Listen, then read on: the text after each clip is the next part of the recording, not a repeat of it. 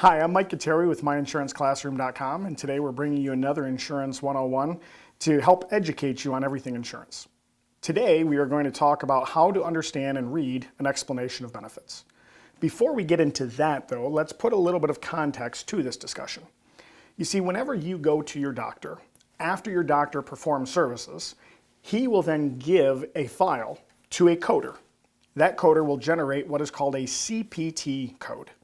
Now understand that there are over 10,000 CPT codes, and any one digit can change drastically how something is coded by an insurance company. A 5-minute doctor's office visit will be coded differently than a 10. A 10-minute doctor's office visit different than 15. And preventative services will be coded differently than something diagnostic. It is estimated that over 60% of all medical codes have some mistake on them. And while this probably comes as no surprise, over 80% of those errors work in the doctor's and hospital's favor. And so the first thing that I really need to get you to understand is every time you go to the doctor, every time you get a medical service provided, you need to make sure that you compare not only your explanation of benefits from the insurance company, but also your bill from the doctor to make sure that everything lines up, everything is corrected, and that you are not billed for something that you didn't have done.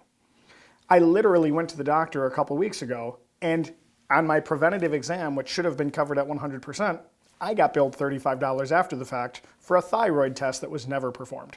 A simple phone call to the doctor cleared that up afterwards, but had I not been watching and looking for that, I would have never noticed it. It would have been paid out of my pocket, and I would have been charged for something I didn't deserve. So with that as a background, let's jump into how we actually read the medical explanation of benefits. So we're going to look at a couple different styles of claims. First, we are going to look at a claim showing something that has your deductibles, copays, and coinsurances listed right on the explanation of benefits. And so as you can see in the upper right-hand corner, the very first thing that you will be able to pick out will be the amount paid by the insurance company. I want to make sure that we're clear though, there's a very big difference between something that is paid and something that is covered. Oftentimes people look when they owe dollar amounts on their insurance and they think that it wasn't covered by their insurance company. It is very common for things to be a covered expense, yet still be subject to your deductible, still have copays, and still have out-of-pocket costs. So understand that something can be covered and still not necessarily paid by the insurance company. Well, in this particular example, we see that the amount paid was $312.47. So the insurance company did cut a check to this provider for $312. Below that though, you will see what was actually billed by the doctor to the insurance company, which wound up being $416.62. So why was $416 billed, but only $312 paid? Well, because if you go over 2 columns, you see the patient savings. Now this oftentimes will come in a negotiated rate or a discount. And what this means is that the insurance company passed along a savings to you because the insurance company pays less for those doctors and hospitals than you would off the street. Another way of saying that is the doctor billed the insurance company $400, it was discounted down to $312, and that ultimately was the amount out of pocket that the insurance company paid. In this particular example, when we look at the next column, it shows that nothing was applied to deductible. There was no coinsurance or copayments needed, and so therefore the whole bill was paid by the insurance company. And so if you go step by step through the columns, it will typically walk you through exactly what is happening with that particular claim. And I know that seems pretty basic, but the reason why I wanted to point out this claim is because we need to then look at the footnotes. Every time you get an explanation of benefits, if something doesn't quite make sense or add up, make sure that you look at the footnotes. Because when we go down below, you see the asterisk under claims payment, and you see that it says you can learn more for your services listed by calling the customer service, but then it also says this amount is in excess of the allowed expenses for that participating provider. And so many times you will see that something is excluded for pre-existing conditions. It was applied to deductible. It was over your coverage limit. You were out of network. Any number of different reasons why the insurance company might not pay something, but it will always be listed down there in the footnotes. So yes, go through column by column to understand what was billed, what was negotiated, what went towards deductible or copays, and then what was paid by the insurance company. But always make sure you read those footnotes to make sure you understand why something was or was not paid. So that's one claims example. The other example that I want to show you is a claim from WellCare. And this one's a little bit easier to read. Again, column number 1 shows the physician's name, also shows the date of service. And if you're someone going through a series of medical events, make sure that you keep your explanations of benefits in chronological order. Make sure you keep them for a good year.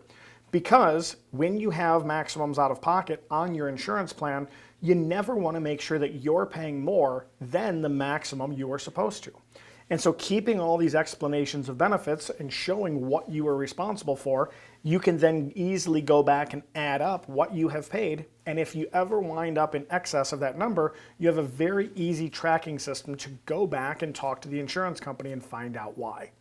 So for this particular example, it's showing a claim date of May 19th. It has the physician's name and total billed charges of $168. You'll see that there was a network discount of $40 and the amount paid to the provider was $113. There was no deductible applied, a co-payment of $15, no co-insurance needed, and there was no other amount that wasn't covered. So a pretty black and white claim here. But again, you look at the notes all the way on the right-hand side and it says note number 1, Wellmark provides administrative claims services only and does not assume financial risk or obligation. And 2, we've settled these claims directly with your provider. So always make sure you read those notes. I want to reiterate that again. Now, the next thing I want to make sure we point out is never, ever pay a claim until you have received this explanation of benefits. Your doctor is going to get you that bill very, very quickly after you go to see them. However, sometimes these explanations of benefits will take a couple weeks, maybe even a month or more to come to you. You always want to make sure you understand what was billed, why it was billed, how it was paid, or why it wasn't paid before you start cutting checks to a doctor or hospital. They're always looking to get your money, but it's sometimes very difficult to get that back if you find that there is a discrepancy. So again, my rule of advice is always take your explanation of benefits, match it up to the corresponding bill from the doctor, keep all of those in chronological order, and then you will have a very easy system of tracking all of your out-of-pocket expenses associated with your medical situation. Lastly, keep in mind that your deductibles and your maximums out of pocket typically reset on the first of every year. So they are going to be calendar year. And so if you're in the middle of a procedure or in the middle of treatment when December 31st comes around, anticipate that those deductibles and maximums out of pocket will reset on the first of the year. So hopefully you found this helpful. Hopefully it helps to make a little bit more sense as to what those explanations of benefits are. If you are one of our customers, we will always help you read through those and help you understand what's going on there because it can be very confusing. And so I appreciate you watching. I'm Mike Gutteri with MyInsuranceClassroom.com, and remember, they're only benefits if you get something out of it.